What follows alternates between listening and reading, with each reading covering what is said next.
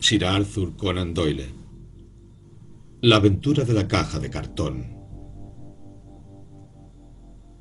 Al elegir unos cuantos casos típicos que ilustren las notables facultades mentales de mi amigo Sherlock Holmes, he procurado, en la medida de lo posible, que ofrecieran el mínimo de sensacionalismo y a la vez una amplia muestra de su talento.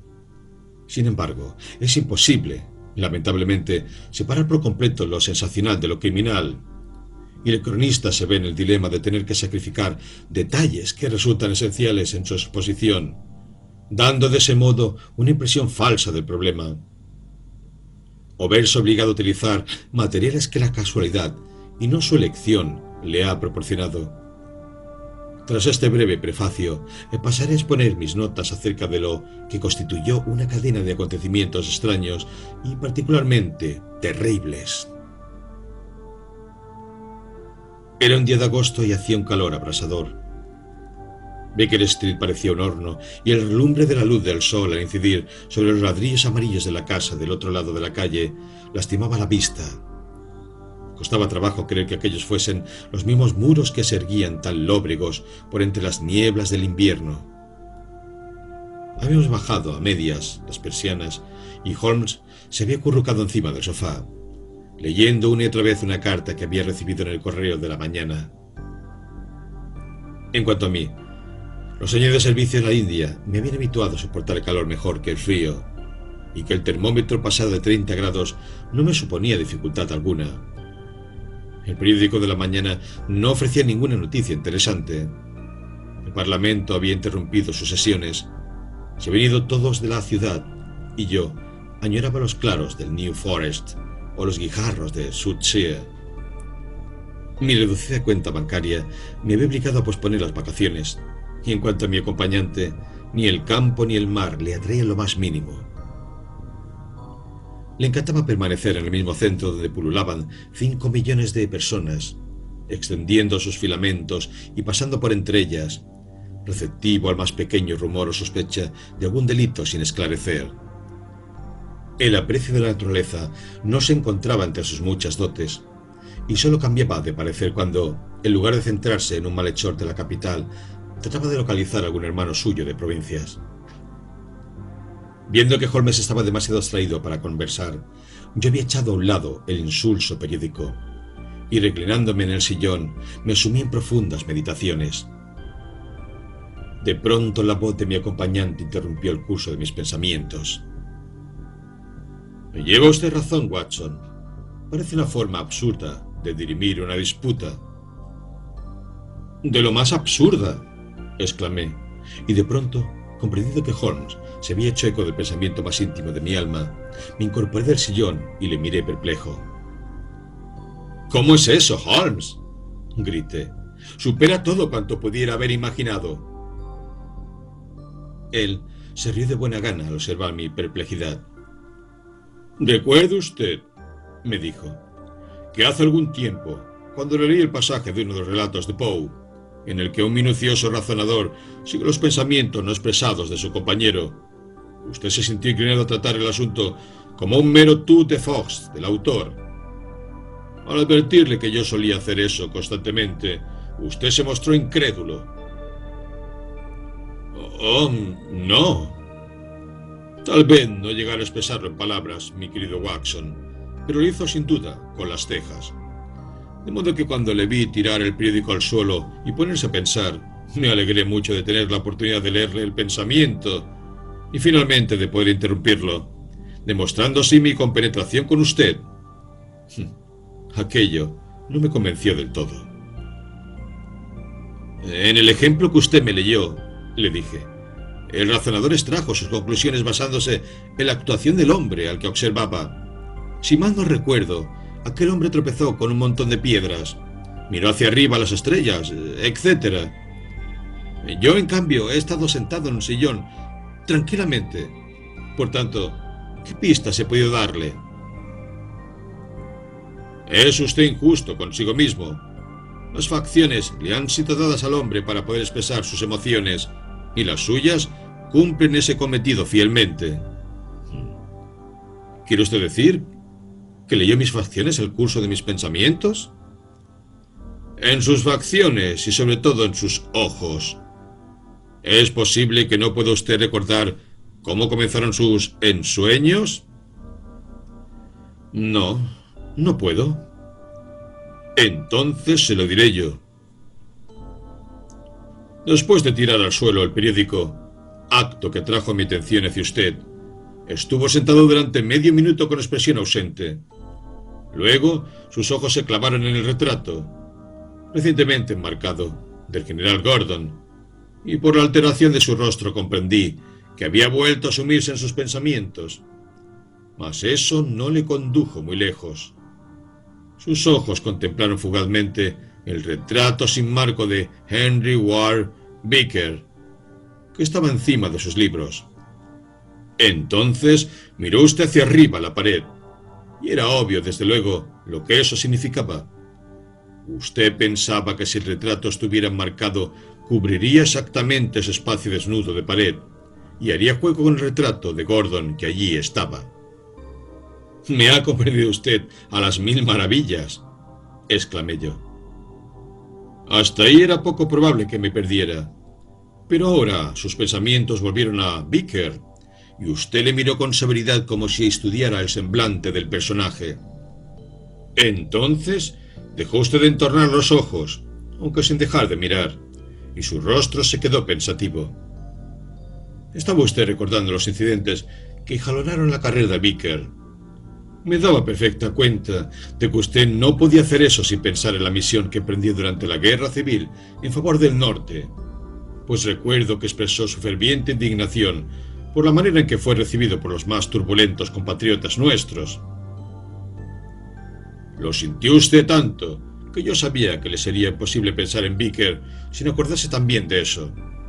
Cuando, poco después, vi que sus ojos se apartaron del retrato, sospeché que ahora volvió usted a pensar en la guerra civil, y cuando observé que apretaba usted los labios, que sus ojos echaban chispas y que apretaba los puños, tuve la seguridad de que, en efecto, estaba usted pensando en el heroísmo demostrado por ambos bandos en aquella batalla sin cuartel.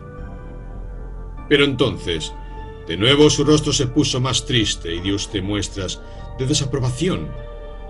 Hizo usted hincapié en la tristeza, el horror y la inútil pérdida de vidas humanas.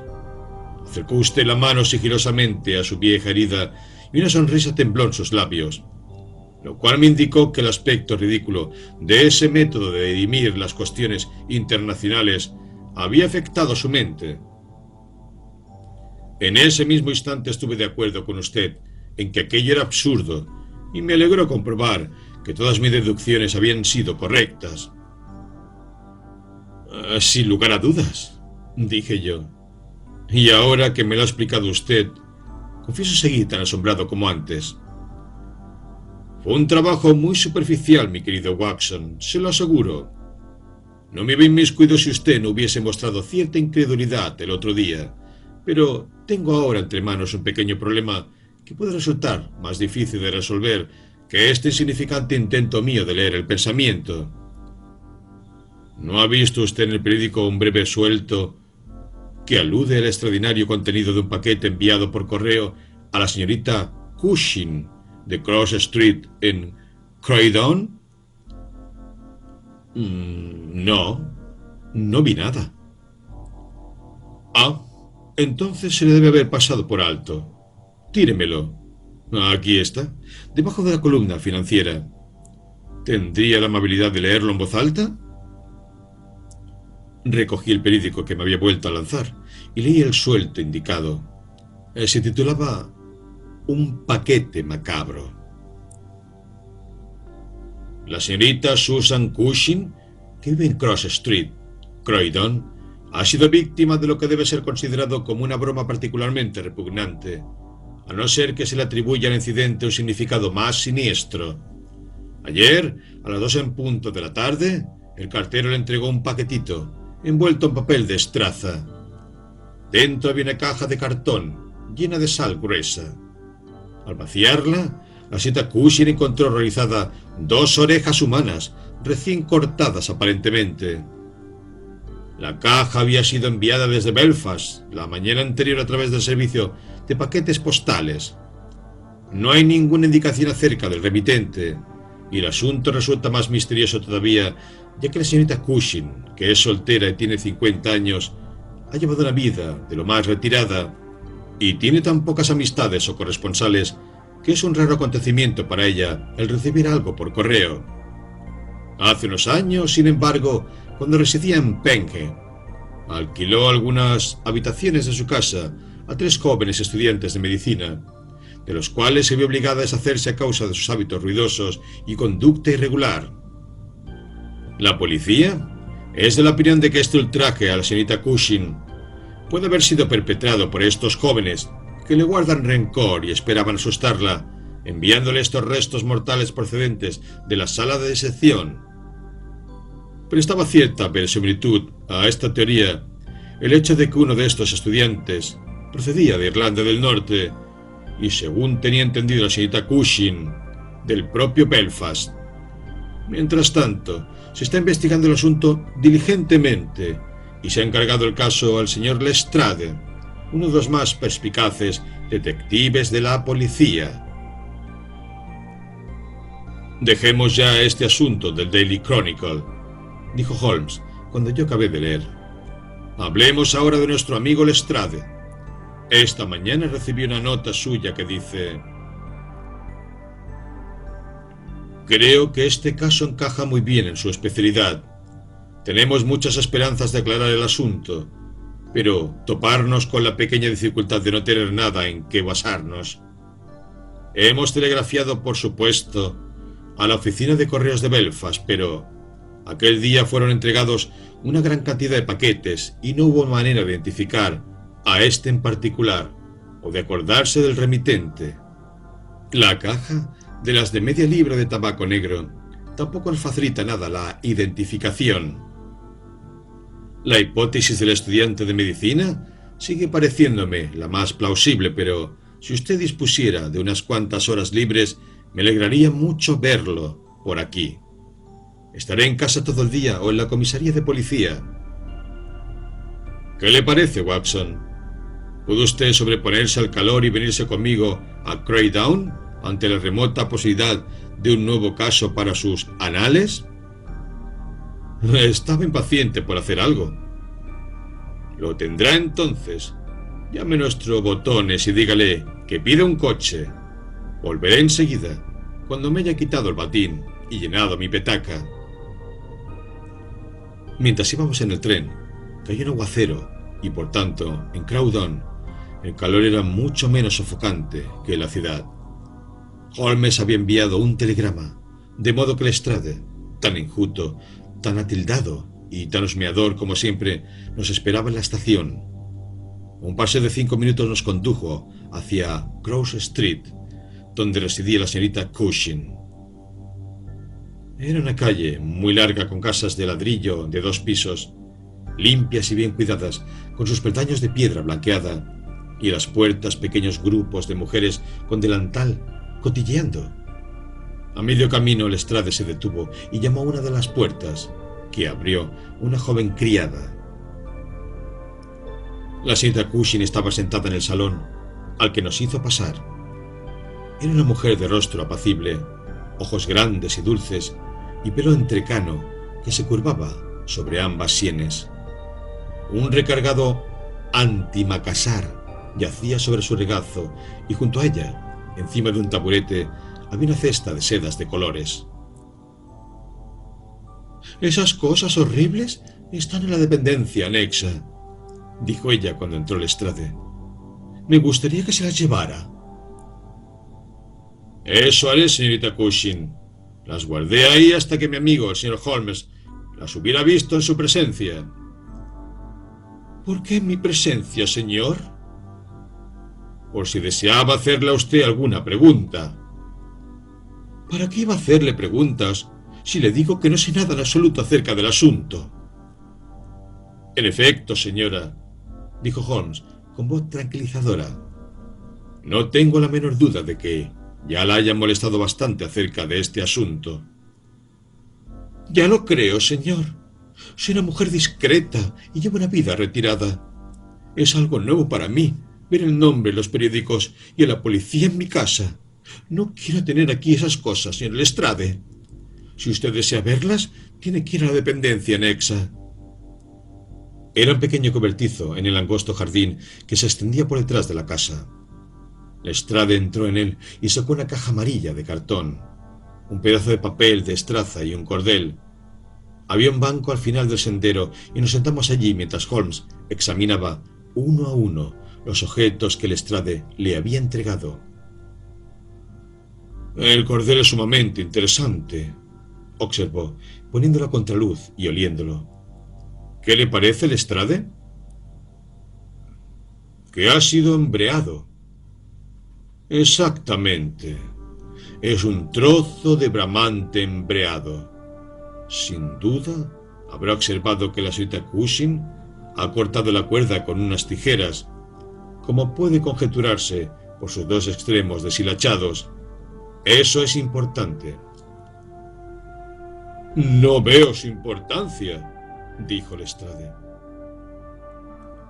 «La importancia radica en el hecho de que el nudo lo han dejado intacto y que se trata de un nudo de un tipo especial». «Está hecho muy hábilmente. Ya me había dado cuenta de eso», dijo Lestrade con suficiencia. «Dejemos ya el cordel, entonces», dijo Holmes, sonriendo, «y pasemos a la envoltura de la caja. Papel de estraza con un inconfundible olor a café». «¿Cómo? ¿No lo notó usted?» «Creo que no puede haber la menor duda al respecto. La dirección está escrita con letra bastante descuidada. Señorita S. Cushing, Cross Street, Croydon. Está hecha con una pluma de punta gruesa, probablemente una J, y una tinta de muy escasa calidad. La palabra Croydon fue escrita al principio con I, pero luego se transformó en Y. El paquete fue enviado, pues, por un hombre, la tipografía es claramente masculina, de escasa educación y que no conoce la ciudad de Croydon. Hasta aquí, todo bien. La caja es amarilla, de las de media libra de tabaco negro, sin nada característico salvo las huellas de 2 pulgares en la esquina izquierda del fondo. Está llena de ese tipo de sal gruesa que se utiliza para preservar el cuero y para otros usos comerciales más ordinarios, y en ella están incrustados esos objetos tan singulares. Mientras hablaba, sacó las 2 orejas y poniendo una tabla sobre sus rodillas, las examinó minuciosamente, mientras Lestrade y yo, inclinados hacia adelante, uno a cada lado de él, mirábamos alternativamente a esos espantosos restos y al rostro pensativo y anhelante de nuestro compañero. Por fin, las devolvió otra vez a la caja y se sentó un rato, absorto en profunda meditación. «¿Habrá observado usted, naturalmente», dijo por fin, «que las orejas no forman pareja?» «Sí, me he dado cuenta de eso, pero si fuera una broma hecha por algunos estudiantes, con acceso a la sala de disección, igual de fácil les habría sido enviar un par de orejas de una misma persona que 2 orejas desparejadas». «Exactamente, pero no se trata de una broma». «¿Está usted seguro de eso?» «La presunción en contra es muy sólida. En la sala de disección se inyecta a los cadáveres un fluido conservante. Estas orejas no muestran un rastro de ese fluido. Son recientes, además. Han sido cortadas con un instrumento embotado, lo que difícilmente habría ocurrido si lo hubiera hecho un estudiante. Además, a cualquier mentalidad médica se le habría ocurrido utilizar ácido fénico o alcohol rectificado como conservante y de ninguna manera sal gruesa.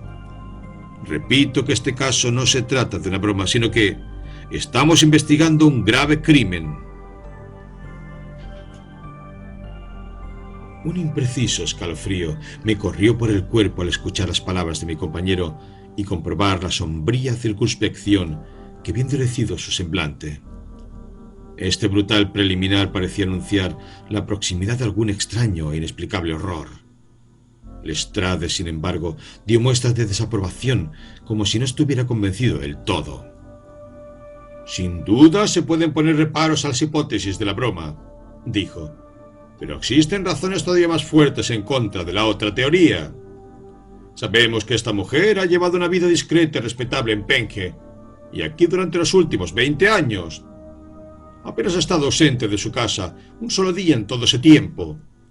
¿Por qué demonios, por tanto, iba a enviarle ningún criminal las pruebas de su delito? Sobre todo, si como parece, a menos que sea una consumada actriz, sabe tan poco como nosotros del asunto». «Ese es el problema que tenemos que resolver», respondió Holmes. «Y por lo que a mí se refiere, me pondré manos a la obra, con la presunción de que mi razonamiento es correcto y que se ha cometido un doble asesinato. Una de estas orejas es de mujer, pequeña, delicadamente modelada y perforada para llevar un pendiente. La otra es de hombre, bronceada, amarillenta y perforada también para llevar un pendiente. Supongo que estas dos personas han muerto, pues en caso contrario, ya hace tiempo que nos habríamos enterado de lo que les sucedió. Hoy es viernes. El paquete fue echado al correo el jueves por la mañana. La tragedia ocurrió, por lo tanto, el martes o el miércoles o incluso antes.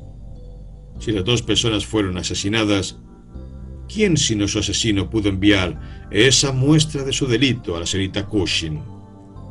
Podemos suponer que el remitente del paquete es el hombre que buscamos, pero debe de tener algún motivo poderoso para enviar este paquete a la señorita Cushing.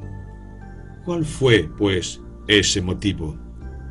Debe de haber sido para comunicarle que se había cometido dicho delito, o tal vez para hacerla sufrir.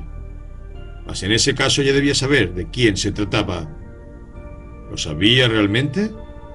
Lo dudo. Si lo hubiera sabido, ¿por qué iba a llamar a la policía? Podría haber enterrado las orejas y nadie se hubiera enterado. Eso es lo que habría hecho si hubiera querido proteger al criminal. Pero, si no quería protegerlo, habría comunicado su nombre. He aquí un enredo que es preciso resolver.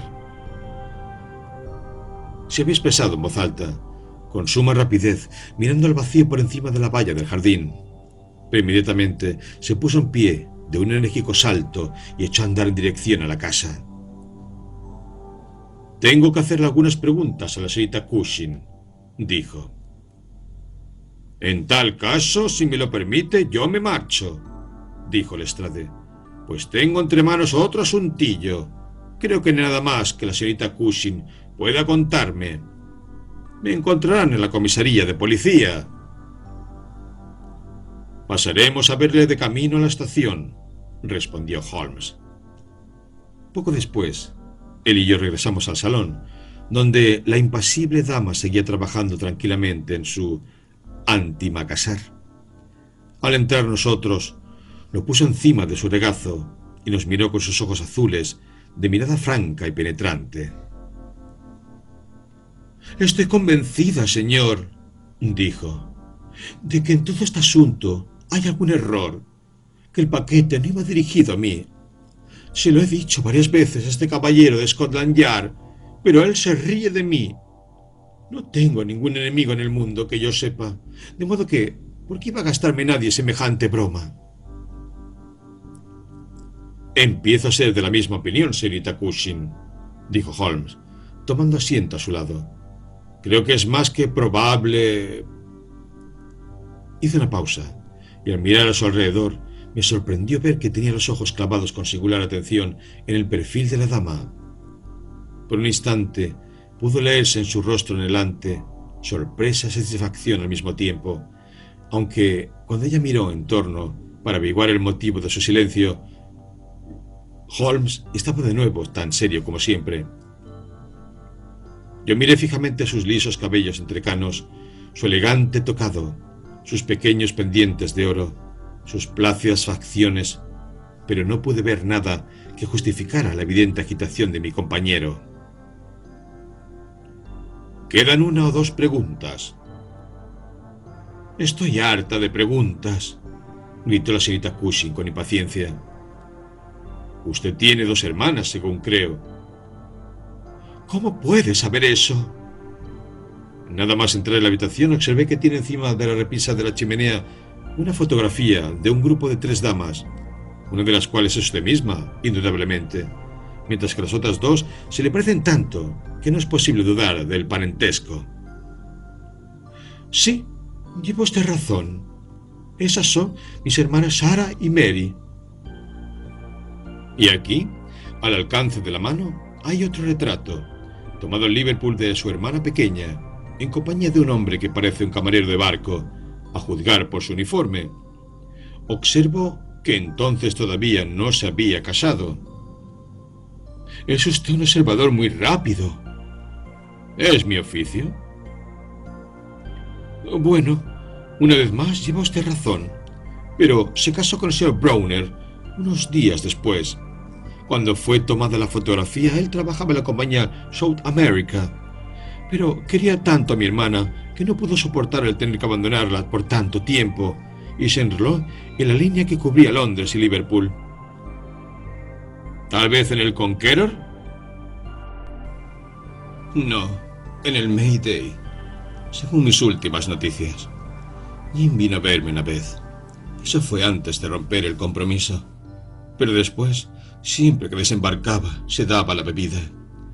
Y bastaba que bebiese un poco para volverse loco de atar.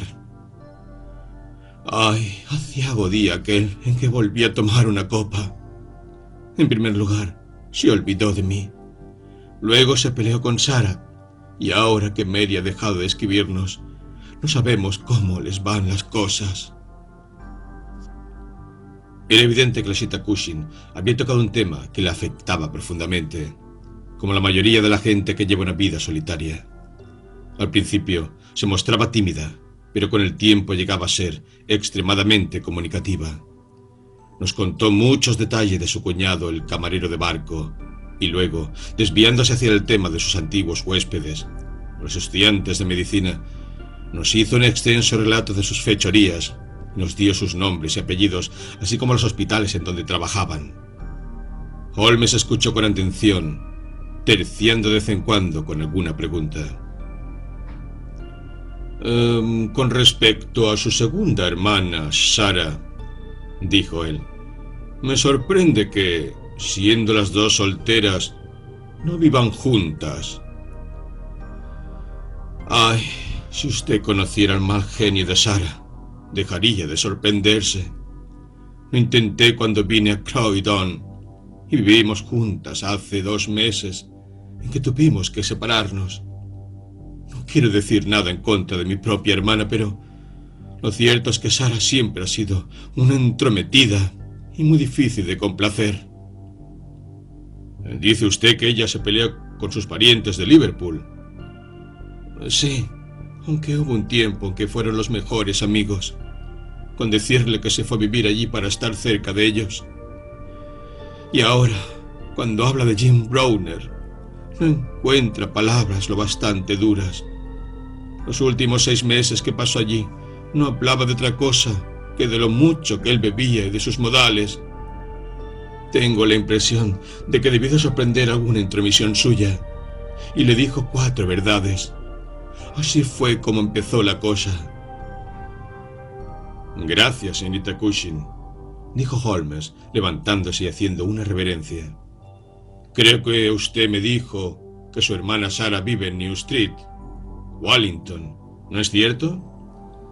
Adiós, y siento mucho que le hayan molestado por un caso con el que, como usted dice, no tiene absolutamente nada que ver. Cuando salimos, pasó un coche y Holmes lo llamó. ¿A qué distancia está Wallington? Más o menos a 1 milla, señor. Muy bien, suba, Watson. A hierro caliente, batir de repente. Aunque el caso es sencillo, hay 1 o 2 detalles muy instructivos relacionados con él. Cochero, deténgase cuando pase por delante de una oficina de telégrafos. Holmes envió un telegrama breve y durante el resto del trayecto se recostó en el asiento, con el sombrero inclinado sobre la nariz para impedir que el sol le diera en el rostro. Nuestro cochero se detuvo delante de una casa que no se diferenciaba apenas de la que acabábamos de abandonar. Mi compañero le ordenó que esperase, y ya tenía el llamador en la mano cuando se abrió la puerta y un caballero joven y serio, vestido de negro y con un sombrero muy lustroso, apareció en el umbral.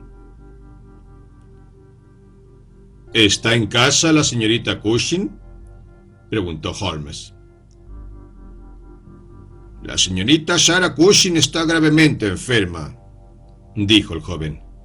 Desde ayer padece síntomas muy graves de meningitis. Como médico suyo, no puedo asumir de ninguna manera la responsabilidad de permitir que nadie la visite. Yo le recomendaría que volviera dentro de 10 días. Se puso los guantes, cerró la puerta y se fue calle abajo. Bueno, lo que no se puede, no se puede, dijo Holmes jovialmente. Es posible que no pudiera, ni siquiera decirle mucho. Yo no quería que me dijera nada, solo deseaba verla. Sin embargo, quiero tener todo lo que quiero. Cochero, llévenos a algún hotel decente, donde podamos almorzar algo. Después nos dejaremos caer por la comisaría de policía para ver a nuestro amigo Lestrade. Tomamos una agradable comida juntos, durante la cual Holmes no habló más que de violines, refiriéndome con gran júbilo cómo había comprado su propio Stradivarius, que valía por lo menos 500 guineas, a un chamarilero judío de Tottenham Court Road por 55 chelines. Eso le llevó a Paganini, y durante una hora estuvimos delante de una botella de clarete mientras él me contaba anécdotas y más anécdotas de aquel hombre extraordinario. Cuando llegamos a la comisaría, la tarde estaba ya muy avanzada y la deslumbradora y cálida luz se había atenuado hasta convertirse en un suave resplandor. Lestrade nos esperaba en la puerta. «Hay un telegrama para usted, señor Holmes», dijo. «Ajá, ahí está la respuesta». Abrió el telegrama, le echó un vistazo y estrujándolo se lo metió en el bolsillo. «Todo va bien», dijo. «¿Ha descubierto usted algo?» «Lo he descubierto todo». «¿Cómo?» Lestrade le miró asombrado. «Está usted bromeando». «Jamás hablé más en serio en toda mi vida. Se ha cometido un crimen espantoso y creo haber puesto ya al descubierto todos sus pormenores». «¿Y el criminal?» Holmes garabateó unas cuantas palabras en el reverso de una de sus tarjetas de visita y se la arrojó a Lestrade. «Ahí tiene su nombre», dijo. «No podrá arrestarlo hasta mañana por la noche, como muy pronto. Preferiría que no mencionara usted mi nombre en relación con el caso, ya que deseo que no me asocien más que con aquellos crímenes cuya solución presenta alguna dificultad. Vamos, Watson». Se fueron a grandes zancadas hacia la estación, dejando a Lestrade mirando todavía con cara satisfecha la tarjeta que Holmes le había arrojado. «Este es un caso», dijo Sherlock Holmes esa noche mientras charlábamos y nos fumábamos sendos cigarros en nuestras habitaciones de Baker Street, «en el que, como las investigaciones que usted ha descrito bajo los títulos Un estudio en escarlata y El signo de los 4, nos hemos visto obligados a razonar al revés, de los efectos a las causas. Le he escrito al Lestrade poniendo que nos proporcione los detalles que aún nos falta, los cuales solo conseguirá cuando haya puesto a buen recaudo a su hombre. Sin temor a equivocarse, se puede confiar en él, pues, aun careciendo por completo de raciocinio, en cuanto comprende qué es lo que tiene que hacer, es tan tenaz como un bulldog, y esta tenacidad es realmente lo que le ha hecho ascender dentro de Scotland Yard. «Entonces, ¿el caso no está concluido todavía?», pregunté. «En sus puntos fundamentales lo está realmente. Sabemos quién es el autor del repugnante asunto aunque una de las víctimas se nos escape todavía. Claro que usted también habrá sacado sus propias conclusiones. Supongo que el hombre del que usted sospecha es Jim Browner, camarero de uno de los barcos de Liverpool. Oh, es más que una sospecha. Pues yo no aprecio nada salvo vagos indicios. Para mí, por el contrario, no puede estar más claro. Repasemos los principales pasos dados hasta ahora. Abordamos el caso, como usted recordará, con la mente completamente en blanco, lo cual es siempre una ventaja. No habíamos concebido teoría alguna. Nos habíamos limitado a observar y a sacar conclusiones a partir de nuestras observaciones. ¿Qué fue lo primero que vimos? Una respetable y apacible dama que parecía ajena a cualquier secreto, y un retrato que me reveló que ella tenía 2 hermanas más jóvenes. Al instante se me ocurrió la idea de que la caja podía estar destinada a una de ellas. Deseché la idea hasta poder refutarla o confirmarla sin prisas. Luego fuimos al jardín, como usted recordará, y vimos el extraño contenido de la caja amarilla. La cuerda era de esas que utilizan los veleros a bordo de los barcos, y enseguida todo el asunto me olió a cosa de mar. Cuando observé que el nudo era de un tipo muy frecuente entre los marineros, que el paquete había sido enviado desde un puerto y que la oreja del varón estaba perforado para llevar un pendiente, lo cual es mucho más corriente entre gente de mar que de tierra firme, tuve la certeza de que íbamos a encontrar a todos los actores de esta tragedia entre la marinería. Cuando me puse a examinar la dirección del paquete, observé que iba dirigido a la señorita S. Cushing. Ahora bien, la hermana mayor se llamaba también, por supuesto, señorita Cushing, y aunque su inicial era asimismo una S, lo mismo podía pertenecer a cualquiera de las otras.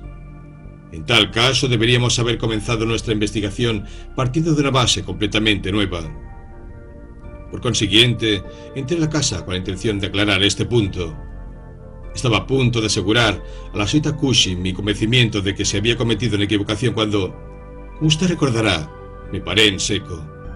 La verdad es que acababa de ver algo que me llenó de sorpresa y que a la vez limitaba enormemente el campo de nuestra pesquisa. Watson, usted es consciente, como médico, de que no hay parte del cuerpo humano que varíe tanto de un individuo a otro como la oreja. Cada oreja es, por regla general, completamente inconfundible y difiere de todas las demás. En el Anthropological Journal del año pasado encontrará usted 2 breves monografías sobre el tema, escritas por mí. Por consiguiente, yo había examinado las orejas de la caja con ojos de experto y me había fijado con detenimiento en sus peculiaridades anatómicas. Imagine, pues, mi sorpresa cuando al mirar a la señorita Cushing me di cuenta de que su oreja se correspondía exactamente con el apéndice de mujer que yo acababa de inspeccionar. No podía tratarse de una coincidencia. Presentaba el mismo acortamiento del pabellón, la misma curva amplia del lóbulo superior, la misma circunvolución del cartílago interno.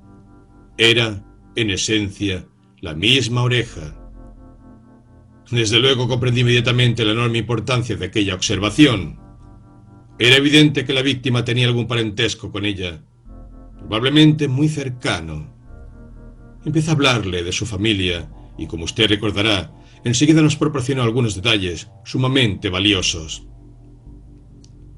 En primer lugar, su hermana se llamaba Sarah, y hasta hace muy poco tiempo su dirección era la misma, de modo que era bastante evidente que se había producido un error y podía figurarse uno a quien iba dirigido en realidad el paquete. Luego tuvimos noticias de ese camarero, casado con la tercera hermana, y nos enteramos de que en un tiempo tuvo tal intimidad con la señorita Sarah que ésta se trasladó a Liverpool para estar cerca de los Browner, aunque una posterior pelea los había separado. Esta pelea había interrumpido cualquier clase de comunicación entre ellos durante varios meses, de modo que si Browner hubiese querido enviar un paquete a la señorita Sarah, indudablemente lo habría hecho a su antigua dirección. El asunto comenzaba ahora a resolverse a las 1000 maravillas. Nos habíamos enterado de la existencia de ese camarero, un hombre impulsivo y apasionado. Recuerde que dejó un empleo aparentemente mucho mejor para estar cerca de su esposa. Propenso también a ocasionales excesos con la bebida. Teníamos motivos para creer que su esposa había sido asesinada y que un hombre, presumiblemente marinero, había sido asesinado al mismo tiempo. Enseguida pensamos en los celos como móvil del crimen, pero ¿por qué enviaron así a Sarah Cushing esas pruebas del delito? Probablemente porque durante su estancia en Liverpool ella había tenido algo que ver con que se produjeran los sucesos que desembocaron en tragedia. No sé si habrá notado que esa línea marítima hace escala en Belfast, Dublín y Waterford. De modo que, suponiendo que Browner hubiera cometido el delito y que se hubiese embarcado inmediatamente en su vapor, el Mayday, Belfast sería el primer lugar desde el que podría enviar por correo el terrible paquete. A estas alturas era también posible una segunda solución, y aunque a mí me parecía sumamente improbable, decidí aclarar antes de seguir adelante. Un amante rechazado podía haber matado al señor y la señora Browner, y la oreja de varón podía haber pertenecido al marido. Podían ponerse serios reparos a esta teoría, pero era concebible. Por tanto, envié un telegrama a mi amigo Algar, de la policía de Liverpool, y le pedí que averiguase si la señora Browner estaba en casa, y si el marido había partido en el Mayday. Luego seguimos hasta Wallington para visitar a la señorita Sarah. Tenía curiosidad, en primer lugar, por comprobar hasta qué punto se había reproducido en ella el tipo de oreja de la familia. Además, podía proporcionarnos, desde luego, información de vital importancia, si bien no me sentía demasiado optimista al respecto. Debe de haberse enterado del suceso del día anterior, ya que en Croydon no se habla de otra cosa, y solo ella podía saber a quién iba destinado el paquete. Si hubiese estado dispuesta a ayudar a la justicia, probablemente se habría puesto ya en contacto con la policía.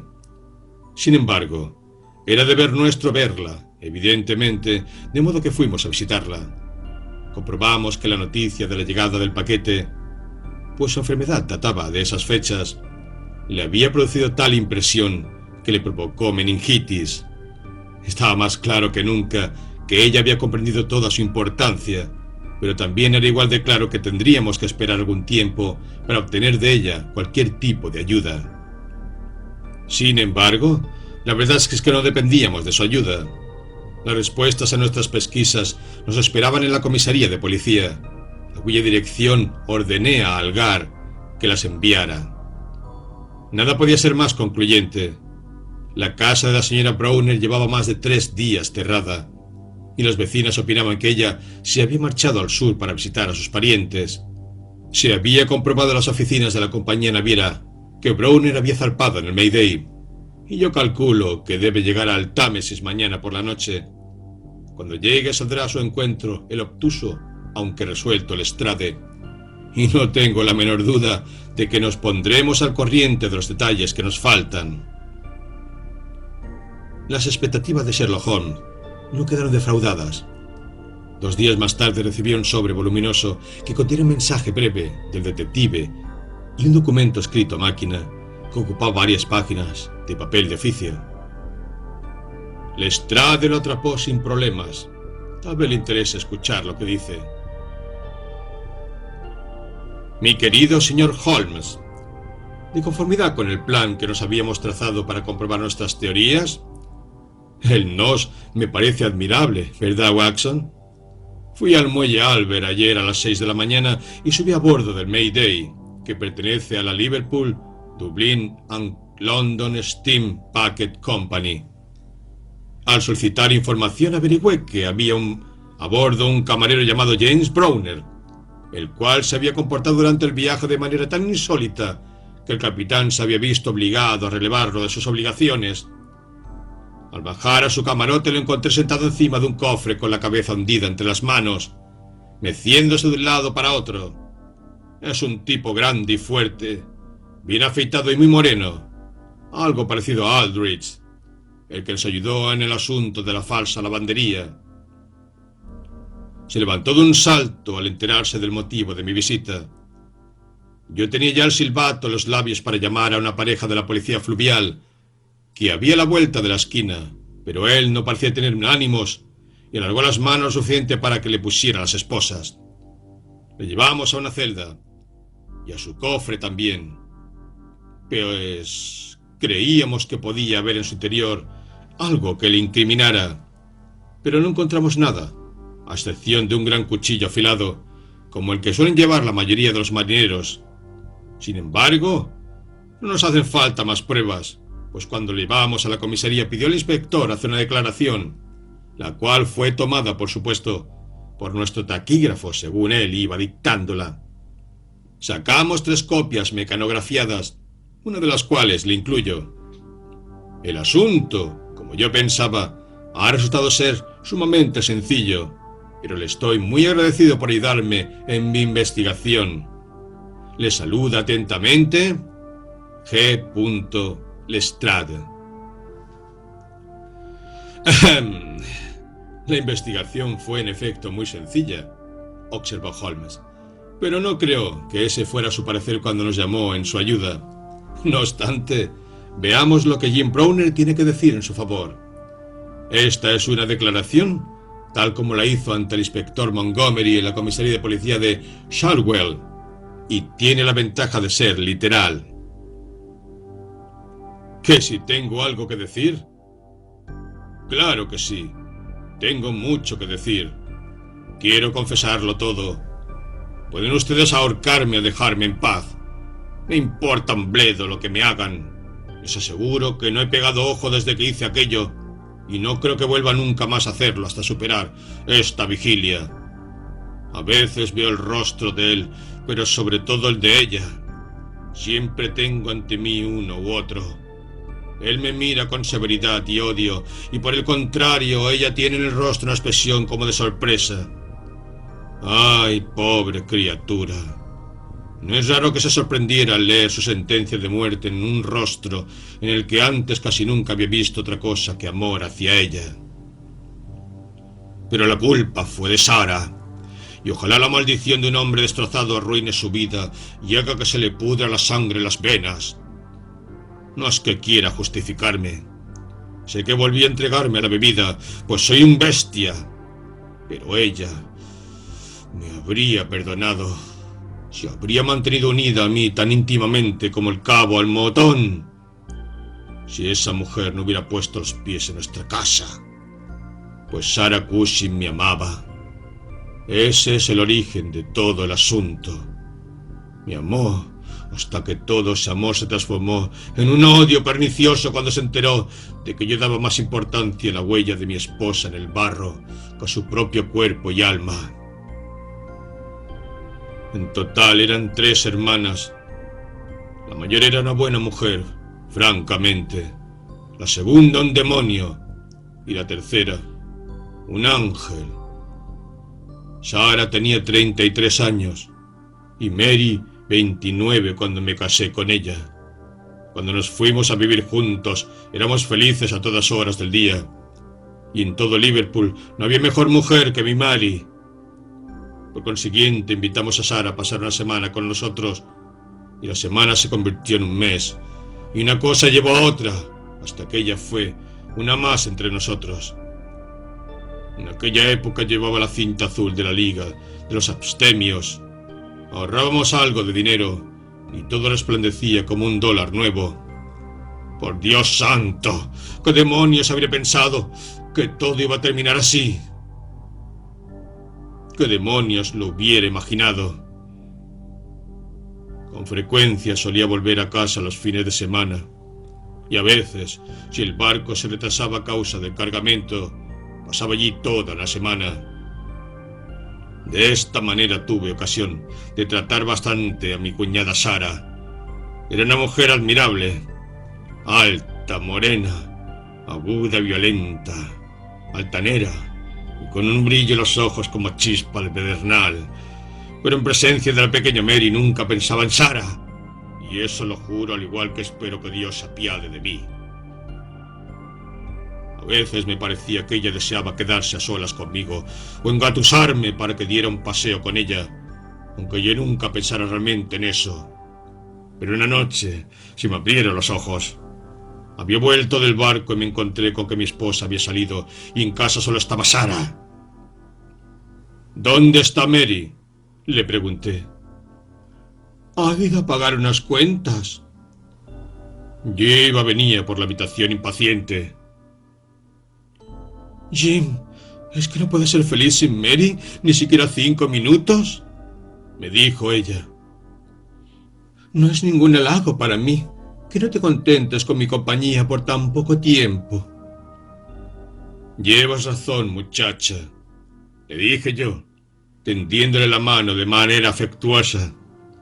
Inmediatamente ella la cogió entre las suyas, que ardían como si tuviese fiebre. La miré a los ojos y lo leí todo en ellos. No le hacía falta hablar, ni a mí tampoco. Fruncí el ceño y retiré la mano. Durante un rato ella permaneció junto a mí en silencio. Luego levantó la mano y me dio unas palmaditas en el hombro. «Cálmate, Jim», me dijo, y salí corriendo de la habitación con una especie de risa burlona. Pues bien, desde entonces Sara me dio con todo su corazón y toda su alma, y es mujer que sabe odiar. Fui un tonto, un renomado tonto, permitiendo que se quedara con nosotros, pero no le dije a Mary ni una palabra, pues sabía que eso la apenaría. Las cosas siguieron igual, pero al cabo de un tiempo empecé a notar un ligero cambio en la propia Mary.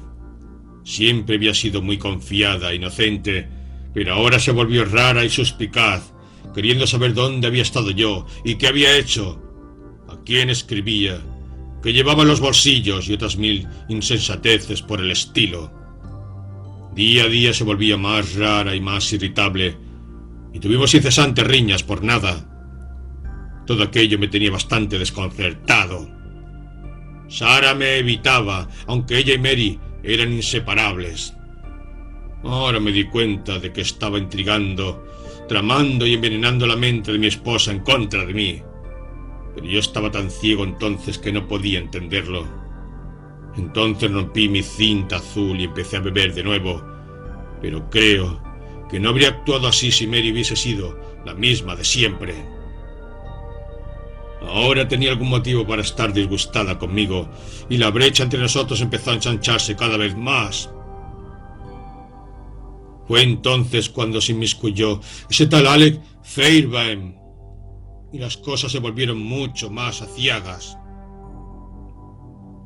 La primera vez que vino a casa fue para ver a Sara, pero enseguida extendió sus visitas también a mí, pues era un hombre encantador que hacía amigos donde quiera que fuese.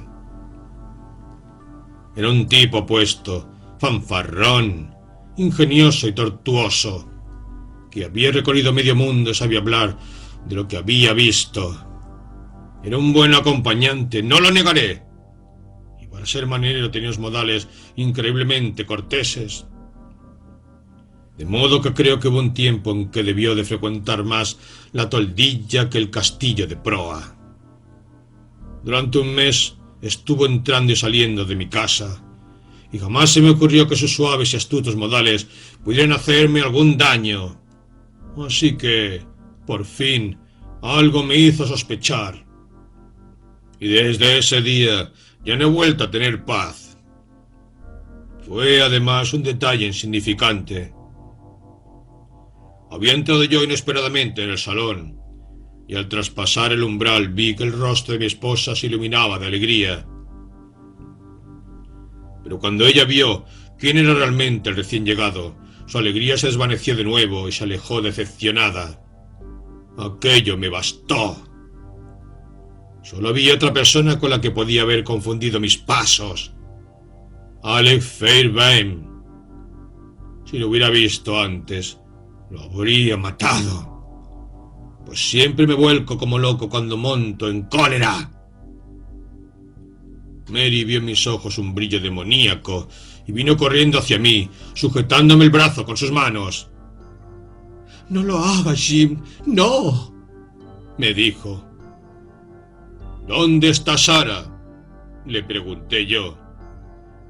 En la cocina, me respondió ella.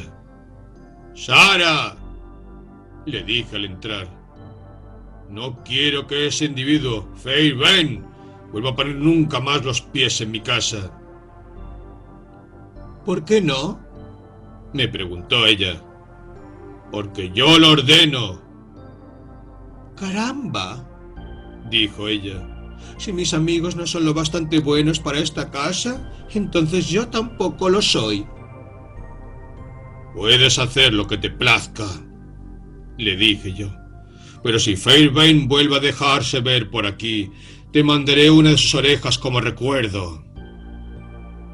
La expresión de mi rostro la asustó, creo, pues no contestó nada, y esa misma noche se marchó de mi casa. Bueno, ahora no sé si aquello fue pura maldad por parte de esa mujer, o si ella quería poder enemistarme con mi esposa, incitándola a portarse mal. En cualquier caso, Sara alquiló una casa a 2 calles de distancia de la nuestra y se dedicó a arrendar habitaciones para marineros. Fairbairn solía alojarse allí, y Mary solía ir a tomar el té con su hermana y con él. Ignoro con qué frecuencia, pero un día la seguí, y al irrumpir en la casa, Fairbairn huyó, saltando por encima de la tapa del jardín trasero, como el cobarde canalla que era. Le juré a mi esposa que le mataría si la encontraba de nuevo en compañía de aquel hombre, y me la volví a llevar a casa, sollozando y temblando, y tan blanca como una hoja de papel. Nunca más hubo entre nosotros el menor vestigio de amor. Me di cuenta de que ella me odiaba y me temía, y cuando ese pensamiento me empujaba a beber, también me despreciaba. Sara comprobó que no podía ganarse la vida en Liverpool, así que volvió, según tengo entendido, a vivir con su hermana en Croydon, y en mi casa las cosas continuaron más o menos como siempre. Y así, hasta la semana pasada, con todas sus amarguras y perdición.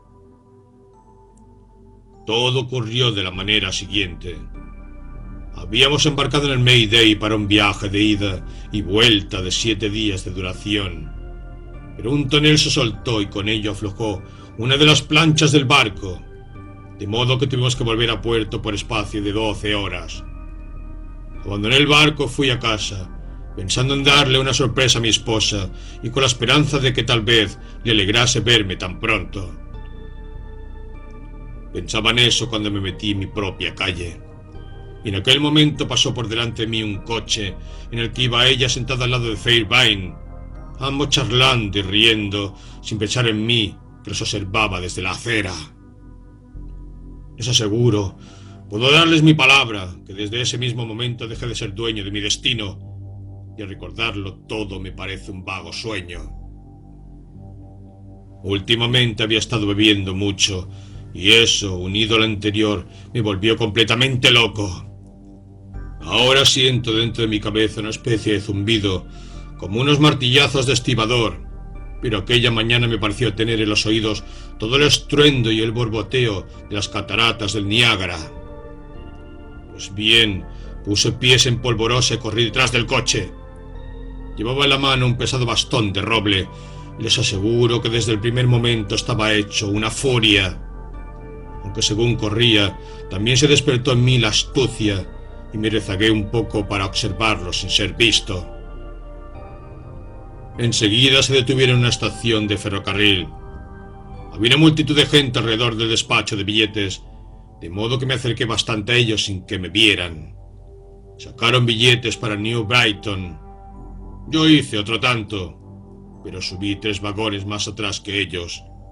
Cuando llegamos, dieron una vuelta por el paseo y los seguí sin acercarme nunca a ellos más de 100 yardas. Por fin les vi alquilar un bote para dar un paseo, pues hacía mucho calor y pensaron, sin duda, que estarían más frescos en el agua. Eso fue como ponerse en mis manos. Había un poco de niebla y no se podía ver más allá de unos centenares de yardas. Alquilé un bote y salí tras ellos. Podía ver el contorno borroso de su embarcación, pero iban casi tan rápido como yo, y cuando les di alcance estaban ya a más de 1 milla de la costa. La neblina era como un velo, y en su interior estábamos nosotros 3. Dios mío, ¿cómo podré olvidar sus rostros cuando vieron quién iba en el bote que se les aproximaba? Ella se puso a dar voces. Él juró como un loco y me hurgoneó con un remo, pues debió ver en mis ojos una amenaza de muerte. Lo esquivé y le devolví el golpe con mi bastón, que le aplastó la cabeza como si fuera un huevo. A ella posiblemente le habría perdonado la vida, a pesar de toda mi rabia, pero le echó los brazos al cuello y se puso a gritar llamándole «¡Alec!». Golpeé de nuevo y ella quedó tendida junto a él. Me sentía como una fiera salvaje que ha saboreado la sangre. Si Sara hubiera estado allí, juro por Dios que habría corrido la misma suerte. Saqué mi cuchillo y... Bueno, caramba, ya he dicho bastante. Sentí una especie de júbilo salvaje, pensando en lo que sentiría Sara ante tales muestras de lo que su intromisión había ocasionado. Luego até los cadáveres al bote, rompí la tabla del fondo y me quedé a su lado hasta que se hundieron. Sabía muy bien que el propietario del bote pensaría que se habrían desorientado a causa de la niebla y habían sido arrastrados mar adentro. Me aseé, regresé a tierra y me incorporé a mi barco sin que nadie sospechara lo que había pasado. Esa noche envolví el paquete para Sarah Cushing y al día siguiente lo envié desde Belfast. Ahí tienen ustedes toda la verdad del caso. Podrán ahorcarme o hacer conmigo lo que quieran, mas no podrán castigarme más de lo que ya lo he sido. No puedo cerrar los ojos sin que vea aquellos 2 rostros mirándome fijamente, igual que me miraron cuando mi bote se abrió paso entre la neblina. Yo los maté rápidamente, pero ellos me estaban matando poco a poco. Y si el suplicio se prolonga una sola noche más, amaneceré loco o muerto. No me pondrá solo en una celda, ¿verdad, señor? Por amor de Dios, no lo haga. Y ojalá el día en que usted agonice reciba el mismo trato que ahora me dé a mí. ¿Qué sentido tiene todo esto, Watson?, dijo Holmes solemnemente mientras dejaba a un lado el documento. ¿Qué propósito persigue este círculo de aflicción, violencia y miedo? Sin duda de tender hacia algún fin, pues, si no, nuestro universo está regido por el azar, lo cual es inconcebible. Pero, ¿qué fin? Ahí tiene usted el eterno problema sobre el cual la razón humana está tan lejos de poder responder como siempre.